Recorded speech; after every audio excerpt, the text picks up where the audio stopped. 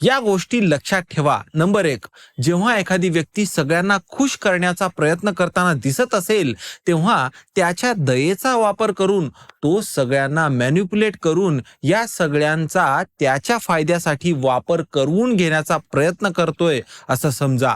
Number 2, तुमच्या प्रगतीसाठी आवश्यक असणाऱ्या गोष्टींना न करण्यासाठी तुम्ही दिलेलं प्रत्येक कारण हे तुमच्या भीतीत आणखी वाढ करत आहे. नंबर 3, तुम्हाला कामासाठी जास्तीच्या वेळेची गरज नाहीये. तुम्हाला फक्त तुमच्या कामातल्या डिस्ट्रॅक्शन्सला बाजूला करायची गरज आहे.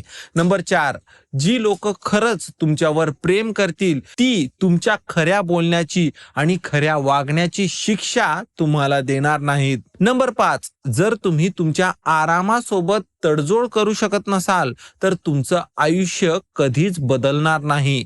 नंबर 6, जर तुम्ही नाही म्हणणारच नसाल तर तुमच्या होकारासाठी कुणीच तुमची परवानगी घेणार नाही. सगळे तुमच्या मनाविरुद्धच तुमचा वापर करून घेतील.